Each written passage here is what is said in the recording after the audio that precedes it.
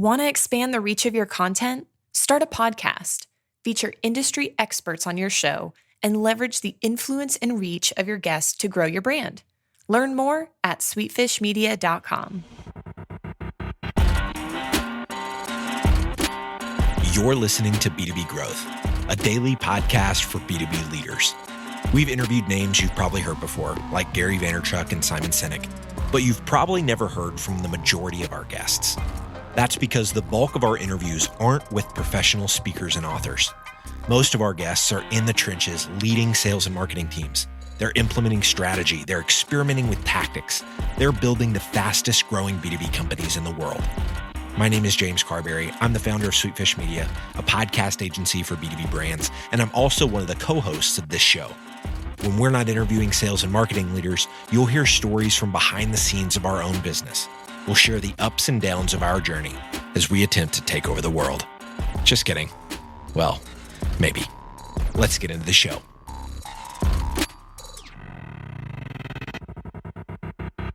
Welcome back to B2B Growth. I'm Logan Lyles with Sweetfish Media. I'm joined today by my good friend, James Carberry. We are here with another behind the curtain episode as we're talking today a little bit about thinking on the touch points within your employee experience. James, before we jump into today's topic, man, how you doing?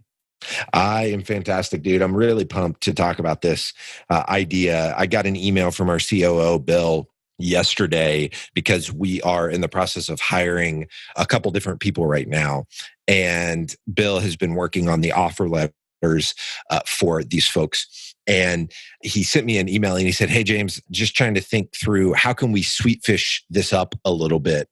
Which I thought was really cool that, he's been our COO for now, I think 2 or 3 months.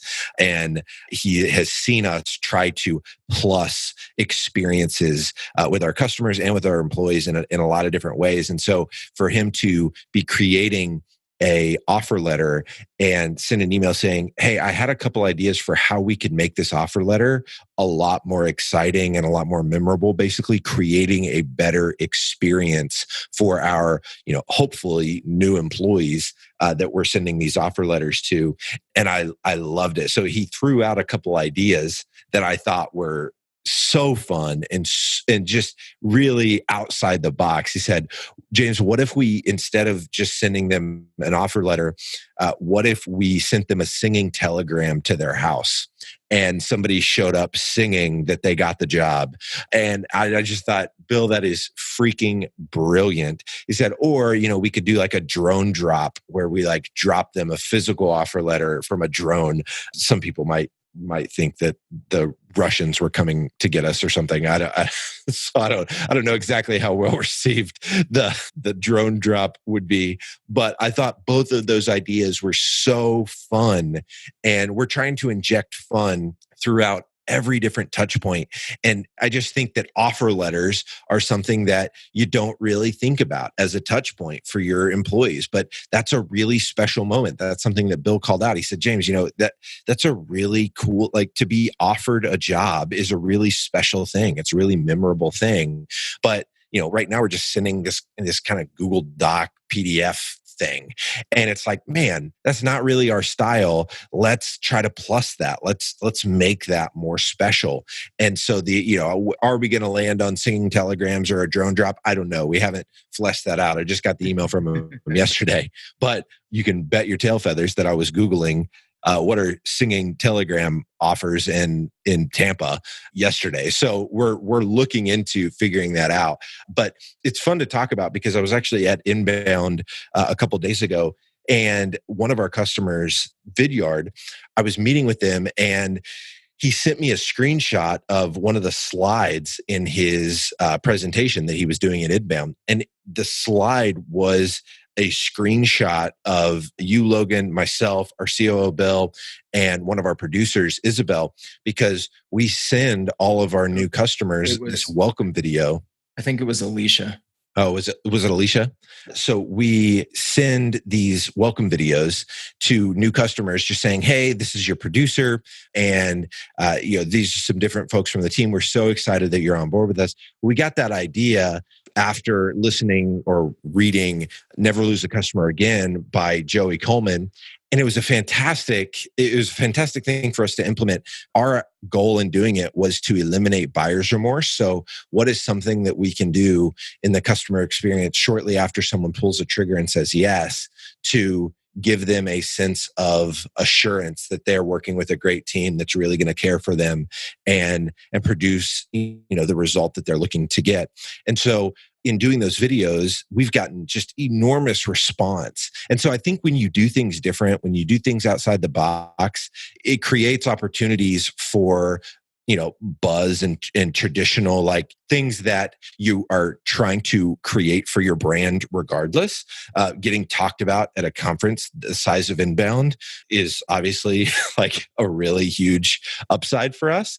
But I think applying that to the employee experience as well. And how can we dissect every part of our employee experience and make it special and make it memorable? So I wanted to share that because it's something that I just thought Bill did a fantastic job of pointing out. I would definitely not have thought of that. But after seeing his email yesterday, I thought that's brilliant. And we need to share it with the folks that are listening to this show. Yeah, you make a really good correlation there in, what we tried to hone in on in an important emotional point in our buyer's journey. I think I heard Joey Coleman talk about this on the Customer Experience podcast, where he was saying that, when a new customer signs up, that's when we're most excited, right? Like you got a new logo to celebrate, you ring the sales gong or whatever, but it's an emotional, potential low point oftentimes for customers where buyer's remorse can set in. Have I made the right decision? How is my boss going to feel about this? If we didn't make the right decision, what does this mean for me? And so similarly, when you're taking a new job, most of us, are not changing jobs every year. I mean, it's more frequent than it used to be a generation ago. But to your point, it's a very big deal, and there's a chance for negative emotions in kind of decision remorse there, or there's an opportunity for yes, I really made the right decision. And so I think the lesson there is to think about what are those pivotal moments and are you maximizing those? They can be big ones like that, or they can be small ones. And a brand that we've looked at quite a bit in how they approach things and their customer experience is Gusto. They're a payroll system and other things related to kind of what most people would think of as just kind of like your run-of-the-mill HR stuff that's not very fun. Like, how do you make that fun? But you think about it, like, we get pay stub emails because we get a direct deposit. And what do 99% of those look like? That just the standard form, it's ugly, that sort of stuff. And you get an email if you use Gusto that's like, hooray, it's payday. And just thinking about that as a human, as opposed to just a function of the business that yeah, payday's fun, right? And so let's make that fun. And other things that they do when someone gets onboarded into Gusto. Oh, hey, they're a new team member, sign this card welcoming them to the team. And so I think the common theme here in between Bill's brilliant idea, what we see brands like Gusto doing, and how you can take customer experience thoughts from folks like Joey Coleman to your employee experience is you don't have to one day just oh, we're going to create this amazing fun culture. Start to think about what are the pivotal moments and how can we make those a little bit better? How can we make those reflect the experience that we want to have as a team a little bit more? And over time, you will improve that employee experience. I love it. The one thing that Bill mentioned to me yesterday, he said, James, one way that I like to think about this is to, think about whether it's, and this actually applies to the customer experience as well as the employee experience, but think about what is that person going to go home and talk to their spouse about or their kids about? Can you create something in their day that is worthy of them talking about it at the dinner table that night? And I think that's a really fun way to think about it. If our job is to create really fun, memorable experiences for our employees and for our customers, I think that's going to be a recipe for a really strong business.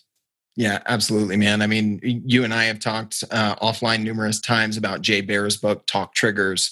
It reminds me of that. Like, what can you do that is going to be worthy of someone talking to their significant other or their family or their friends about, and just work backward from there. Put yourself in those shoes, and it comes back to anything in creating a great customer experience or employee experience. I think if you start with empathy and putting yourself in their shoes and work backwards, then you're going to be set up for success. So I think these are some fun ideas. We'll see how the drones go. Maybe we need our own drones so that we can have an excuse to have a Sweet Fish branded drone to fly that around, but then maybe that's not practical. We'll see.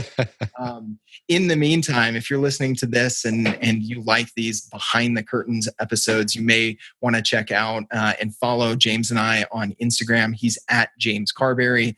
I'm at I am Logan Lyles. We've been trying to up our game there. We're still very active on LinkedIn. Would love to connect with you there if we're not already connected, but especially on Instagram, we're doing more behind the scenes stuff of the travel we're doing, the things that we're doing with our customers and with our employees and those sorts of things. So would love to stay connected with you there. James, this was another great conversation, man. Thanks for taking time to share Bill's fantastic recent idea and kind of the theme here that people can take away from it. Awesome, man. Pumped to do it again. We totally get it. We publish a ton of content on this podcast, and it can be a lot to keep up with.